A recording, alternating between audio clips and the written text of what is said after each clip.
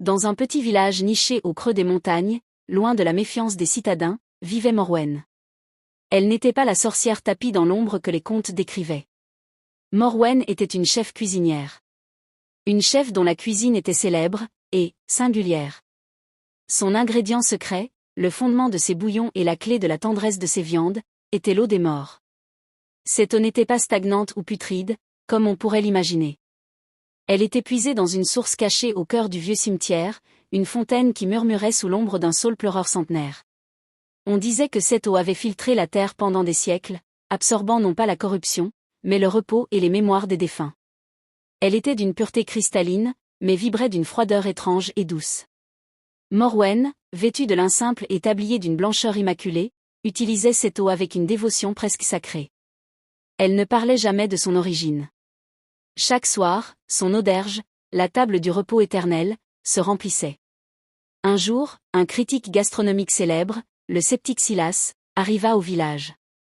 Il avait entendu des rumeurs, les plats de Morwen étaient incroyablement savoureux, conférant un sentiment de paix profonde à ceux qui les mangeaient.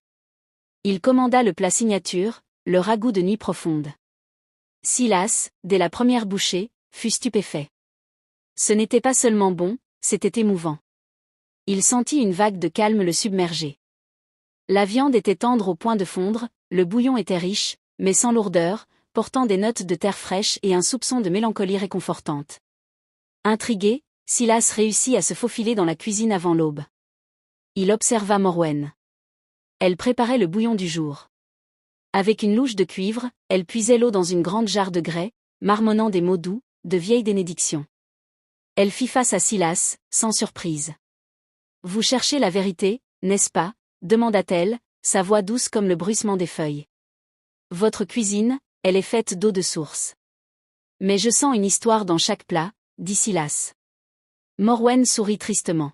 « L'eau des morts ne donne à la vie, Silas. Elle donne le repos. Les défunts n'ont plus de faim, plus de peine. L'eau qui les nourrit en silence détient leur quiétude. Lorsque vous buvez cette eau, vous n'absorbez pas la mort, vous absorbez le calme après la lutte. » Elle lui montra la jarre. L'eau scintillait. « J'utilise cette eau pour que ceux qui la mangent puissent, l'extase d'un repas, relâcher leur fardeau. Chaque plat est une trêve. » Silas, le critique cynique, fut désarmé. Il ne pouvait pas dénoncer Morwen. Comment pouvait-il condamner une sorcière dont la magie n'était pas de jeter des sorts, mais d'offrir la paix à travers un simple repas? Il repartit. Sa critique ne parla pas de sorcellerie ou d'ingrédients secrets, mais de la magie de l'hospitalité.